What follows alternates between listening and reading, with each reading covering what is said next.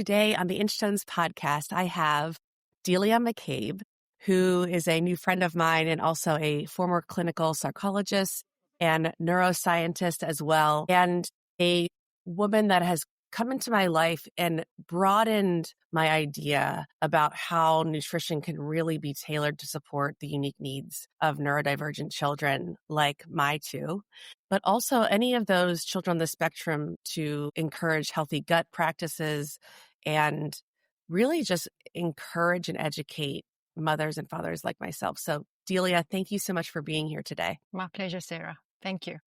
Well, we'll jump right in. What role in all of your life's education and your position as an educator, what role do you feel like nutrition really plays in managing sensory sensitivities and emotional regulation, all those behaviors that are aligned with autism that I encounter every day as a mother? Great question. Hard to answer in a soundbite, but I think if we keep in mind that the brain runs on nutrients and runs on energy, regardless of how it's functioning, it needs those needs to be met optimally. So a child whose blood glucose is going up and down because of eating ultra-processed foods is not going to be a child that can regulate emotions. So just that one thing to keep in mind is keeping blood glucose stable will make life a lot easier for the child and the mother. Now that goes for all parents, of course, but children who are neurodiverse often battle with their emotion. They battle with dealing with all the sensory input from the environment. So it's even more important for them to keep their blood glucose stable. And with that comes, of course, having a nutrient-dense diet, because they are also having to make neurotransmitters from nutrients. They're also having to optimize neuronal connectivity and communication. They also need a lot of antioxidants in their busy brains. So it's really important to focus on a whole food diet with a minimum amount of preservatives, additives, colorants. Actually cutting them all out would be ideal, including pesticides. And I know that we will be discussing gut health a little bit later, but pesticides link directly to gut health. So trying to buy as much of your food as organic is also very important. All of this is so fascinating because we, as autism parents, I know are for the most part seeking to know the guidebook, right? How can I feed the child? And then when it comes to doing it and implementing it, and I have slowly but surely changed those dietary inputs for my children, it can take a long time to even get a bite taken. Can you speak a little bit to that? Because it's a major hurdle I think a lot of special needs parents get very triggered by. Sarah, it's an important one to discuss, and I can promise you that it's not just special needs parents that feel this way, it's all parents. And the research says that it can take between 8 to 12 tries to get a child to try something new. And what does that mean for the parent? This means the parent has to be patient. And it's hard to be patient on an ongoing basis with a child that is a challenge and a child that is very fussy, maybe more picky than other children. So just always having the food there and let the child try it. Put it in its mouth. You know, children explore with their mouths, but the problem with children that are heightened from a sensory perspective is that they can be very much more sensitive. So one of the things that I had to learn with my son is that there were certain food textures that he didn't like at all. And this happens for most young children because the part of the brain that develops the capacity to distinguish between what's off and what is actually fine. For example, a tomato. Let's take a tomato. So you'd have a child that sees a parent eats a tomato, beautiful mirror neurons working. So the child goes, okay, I'm going to try this. But because that part of the brain isn't fully developed, the brain goes, this is off because it's mushy. So you have to learn, and that takes time. Now, with a child that's extra sensory aware, that can be even a longer process. And you may never get it right, but what can you do? You can cook the tomatoes. You take the skins off them, you cook them, you turn them into a very nice sauce, and then the child can dip something into that sauce, and they're still getting the great benefits of tomato, which interestingly, with tomatoes, lycopene increases in concentration when the tomatoes are cooked. So that's a great antioxidant. those are examples of just for the parent to be really, really patient with the child and try foods in different forms. So if the child doesn't like something that's creamy and mushy, maybe they'll prefer something with a crunch. Find something with a crunch then, and then let them try that.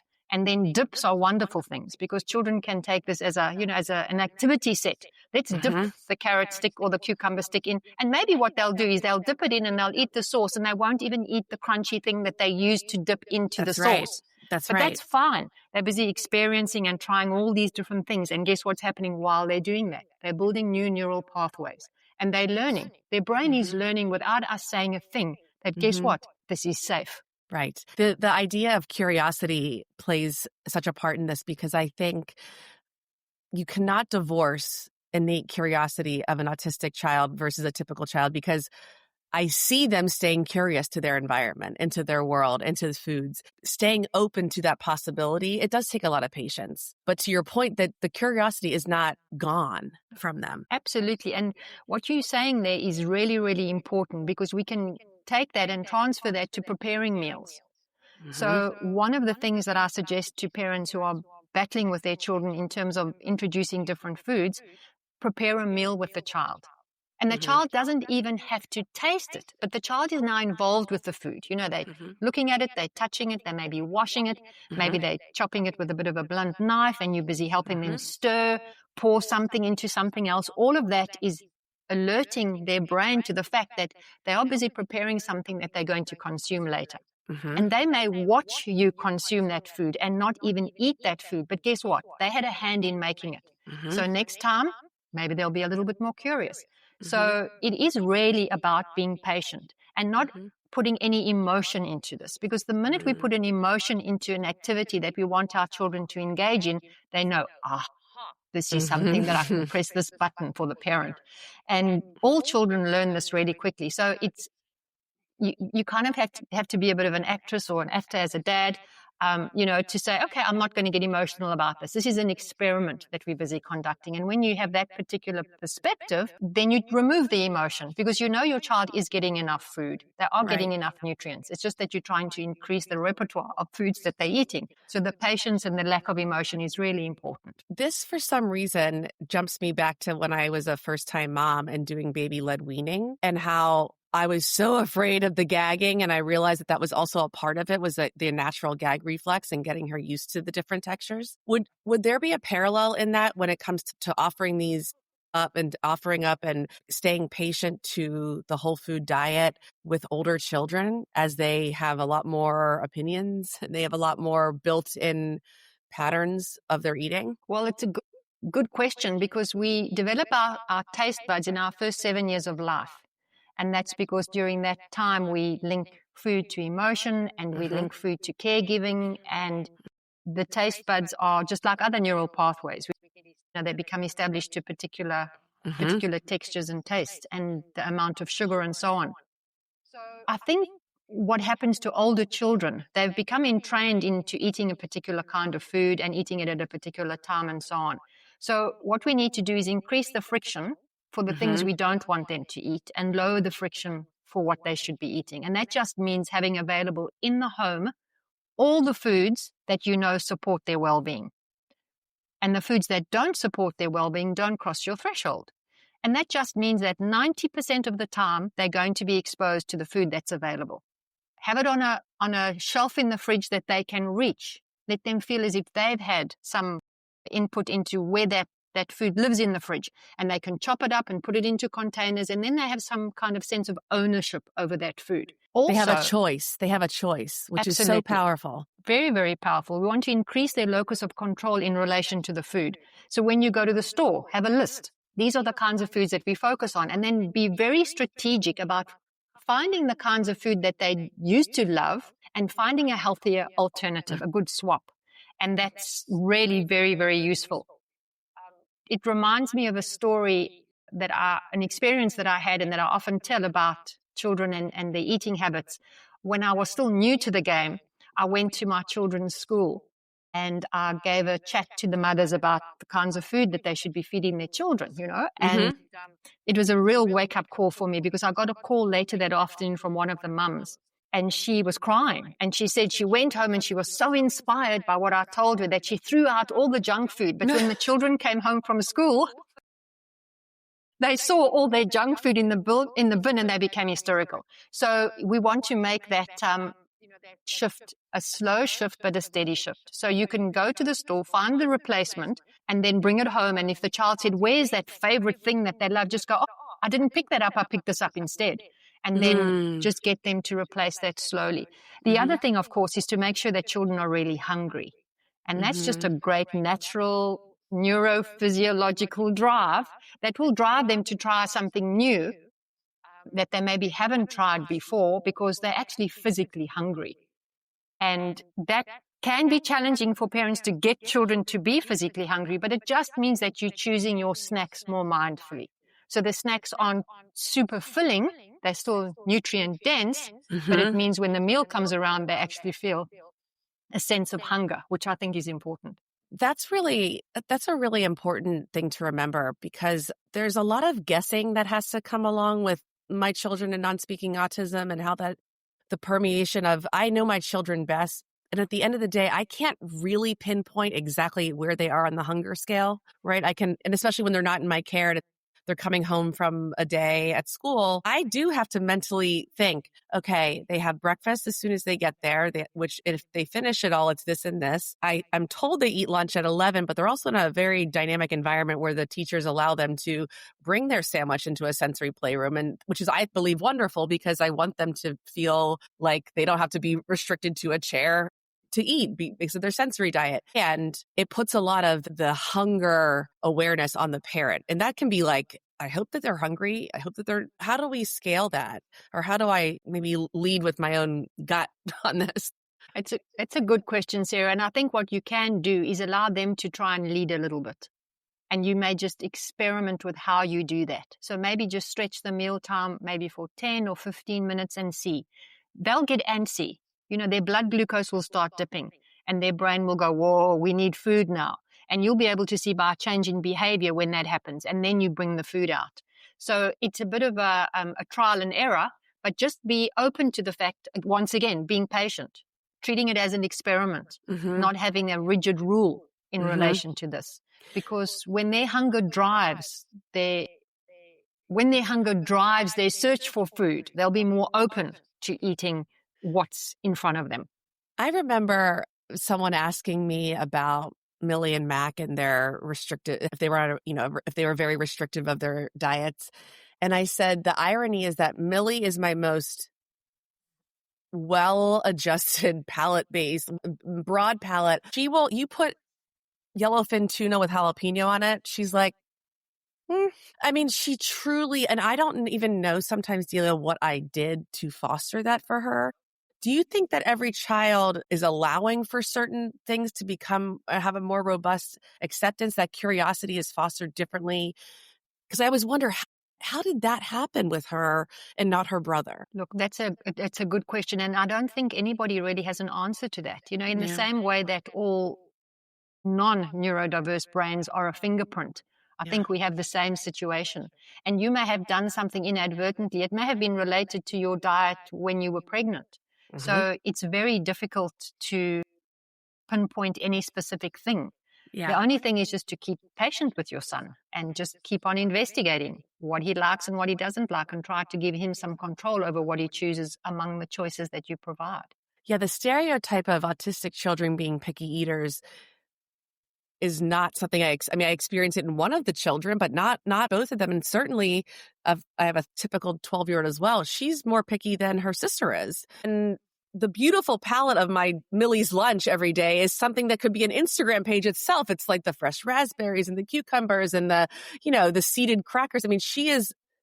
She firmly objects to having anything sweet in her lunch. She's like, give me the fruit. And she doesn't speak with her voice, and she just knows what feels good for her body. And that is just so cool. I think it's so amazing to me that a neurodiverse autistic girl who only speaks with the use of a device has chosen this way of eating for her gut. Well, it's a fantastic thing, but don't feel bad that you haven't got it right with the other two. It's really challenging. I had a similar thing with my children. My daughter loved everything, but my son was a lot more picky about what he wanted to eat. And I then realized that he had some sensory challenges. And so I had to adjust for him. But when I looked at the two of them, they were very, very different as well. And now even as adults, I see that they're still the same. So it may just be something that we can't put our finger on, but we just have to adjust to it and help them. As long as they're getting all the nutrients that they need, Sarah, in one way or another, they'll be fine. We just have to trust in that and trust ourselves that we're doing it to the best of our ability. And as we learn more, we change and we add more and we tweak. But that's part of the process of being a parent. Yes, I always say, for as big as a challenge might feel for getting my son through, feeding therapy and trying new things, it feels like such a just mountain of rocks I'm pushing up a hill. And then I think, this has happened before. I am not unique, right? This can be done. Allowing for the peace to sort of wash over me about, like you say, the patience, holding space for 8 to 12 times it being offered, like allowing myself to know that that's part of the process too. That's not unique. This is part of how it's engineered to be. Absolutely. And as you've said yourself, it's not just neurodiversity that impacts that. So when I work with parents privately, one of the first things I do, regardless of, whether the child's neurodiverse or not, I ask them to get the child's zinc status checked because zinc status impacts taste bud receptivity. And children who have a low zinc marker, they generally battle with eating kind of like plain or boring food. And so they prefer food that's highly flavored. So getting zinc status checked is really, really important. And definitely one of the first steps to do if you have a child that's picky, regardless of whether they're neurodiverse or not.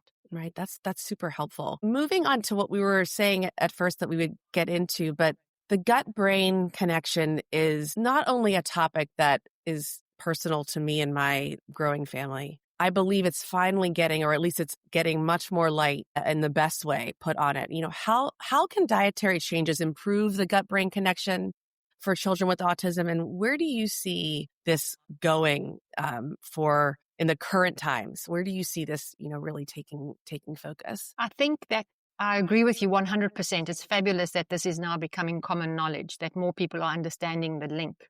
I think part of the challenge is for people to make the changes required to get the gut functioning really well, specifically for children who are neurodiverse, who don't like change and who may not like the particular texture of particular products that can be used to help them. But the first thing to know is that once we get this right, once we get the gut functioning better, we reduce inflammation. And that's the most important thing to keep in mind. So we want to get a good array of the right bacteria in the gut so we can make sure that that mucus that is produced alongside the gut lining is as robust as possible.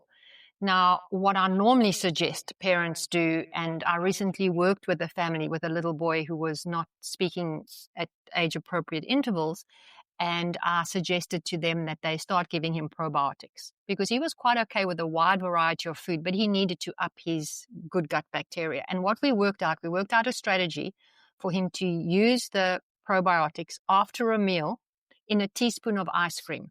Now, the ice cream was good ice cream. It was coconut ice cream. It didn't have any dairy. It was very low in sugar. And we opened up the probiotic, stirred it with the ice cream, and he had that after a meal. Now, that was fantastic, and it worked really well for that child. The reason we use the probiotic after the meal is because if you use it before the meal, a lot of the stomach acid, the hydrochloric acid, can actually decrease the concentration of the probiotic. So that's the first thing. But we actually want good probiotics all the way from the mouth to the end of the digestive canal. So we do it in the mouth, opening up that capsule. It needs to be a specific type of probiotic, but that works really, really well. And at the same time, you're increasing the fiber in the diet because the fiber is the prebiotic, the food for the good bacteria. So we're doing these two things at the same time. What you can also do is use vegetable digestive enzymes on a meal. So if the child is really battling with things like constipation or diarrhea, which does happen with neurodiverse children to a higher degree, then you just open the capsule and sprinkle it on the food. And it is tasteless. odorless. It's not going to impact the flavor of the food. If the child is concerned with you doing that, then just do it before you serve the food, and then the child won't know. But those are just two strategies to start the gut bacteria functioning more optimally. And once you do that for a period of time, most parents start noticing a different gut in the gut bacteria via digestive stool movements and so on. Right. Now, the thing is to find that particular thing that the child will eat with that probiotic.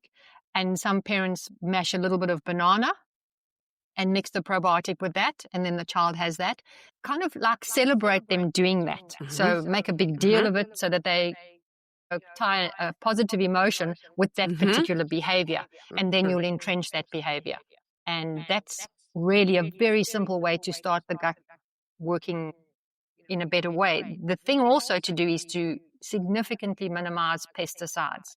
Pesticides are really bad news for the gut, and especially when the gut is already sensitive. So if parents can't buy organic produce, simply get the produce that you have when you purchase it and wash it all with some vinegar. So you can put a cup or two of vinegar into a bowl of water and just wash the greens and so on in that, and that'll get the surface pesticides off the product. And then, of course, if you're going to feed an apple or whatever to the child, just peel the apple if it's not organic, because then you're just getting rid of those surface pesticides as well. This is a tangent because you brought up apples. My children could eat an orchard a day. I'm not kidding. I go through a 5-pound bag of apples almost every other day. Is there something that you've noticed in your own research or in terms of the gut? What are autistic children drawn to with the apple? It may not be anything to do with the gut. It may simply be the perfect mix between something that's crispy and crunchy and sweet. And it's not overly sweet, which is great.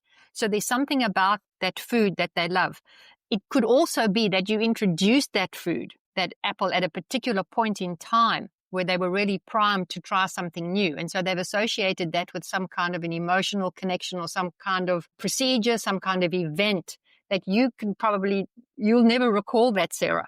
But it's a great thing for them to love. Oh, I always say there's a lot of things that they could have chosen to love. And if I have to own an apple orchard one day or maybe be sponsored by an apple orchard for the podcast, I will take it. I will absolutely take it. I think if I peeled the skin, I'd be crucified in this home if I peeled the skin off. But if they're organic, it's fine. Then it's not a problem. Just give them a good wash. The peel is good for them. It's extra fiber and extra antioxidants. So it's not as if it's bad, but it's just if it's not organic that it's a challenge. You brought up the many different things, the probiotics, the patience alongside introducing new foods. If you could give one or two very basic directives to a parent who is just starting off on attempting to change their child's diet and to lean more to a whole food diet, what is something that is easing in and saying, you can do this, let's start here? What would be one or two directives? I think the most important thing is, we really covered it, is the patience. The patience just to make sure that you have the kinds of foods available that you know are supporting your child's health. And finding out what those foods are and making sure that they are available. So that's really the first thing. Being kind to yourself as the mother, as the parent who's on this adventure, is really critical to this whole process. Because when we have these strict rules and these strict lists and these strict boundaries around what we allow and what we don't allow, it really makes us more emotional and tense, and that doesn't allow the child to feel calm and relaxed around food. So that's the one thing. The other thing, of course, is that children always see better than they hear. So we can't be putting out all the good food for them and then sneaking the bad food. Right. It doesn't work. We have to model the kind of behavior that we want to see. And, we benefit when we do that as well. So that's critically important. We end up feeling better. Our blood glucose is more stable. We can be more patient and more calm about this challenge that we're facing. That makes me laugh so hard, Delia, because I find myself, on the go so much, and I'm constantly grabbing, my plain Greek yogurt with my favorite granola and the agave or honey and berries on top. And I'm eating in the car and I'm like, this is my mother. I am my mother. This is exactly what she would do. And my siblings and I can joke until the cows come home about this, but my sister then will I'll take a picture. I'll be like turning into mom and she's in the car and she's like turning into mom. She modeled that.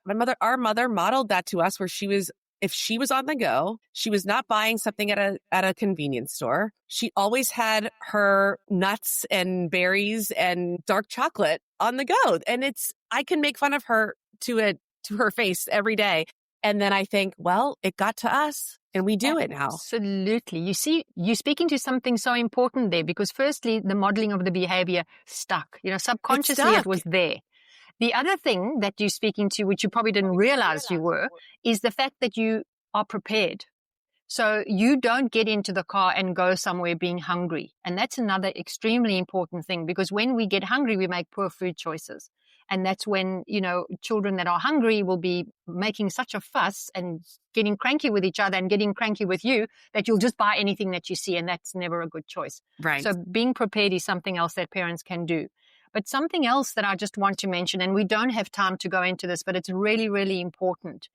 All behavior change is brain change. That's just the bottom line. And when we're trying to change our behavior, and specifically in a developing brain, it's very important to lay the foundation for neuronal connectivity to be optimized. Now, this is a huge conversation, but it's very important for parents to realize that consuming the right fats is the foundation of this neural connectivity and laying down habits with ease.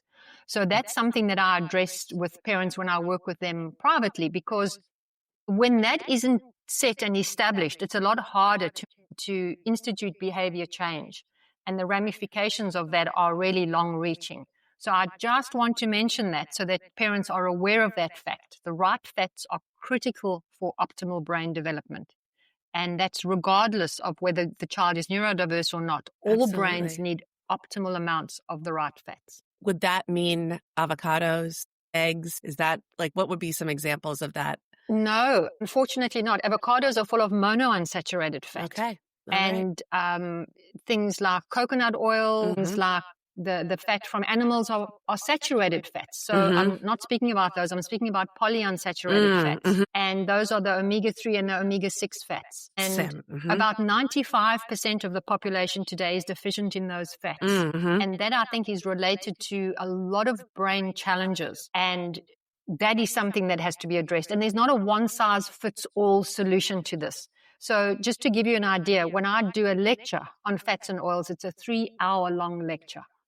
So it's a really complex conversation, but parents just need to keep this in mind, that neuronal connectivity is critically important. Yes. And once they get that right, then they can expect really very positive changes in relation to behavior and in relation to trying new activities and trying new behaviors, and also just being more open to new behaviors and shifts in their environment, which I know is a very important thing for neurodiverse children because they don't generally like any kinds of change. Right. So getting their brain primed for that is important. But yeah, it's a bit of a long conversation, Sarah. I appreciate the complexities of all that you teach and all that you shared today, because I believe that in addressing how complex this can be, it reinforces to have patience with ourselves, and it reinforces to have patience with our children, because it is so complex, and it's not there's not a Band-Aid to put on it, and we don't fix this in a month, and at all. And as a middle-aged mother,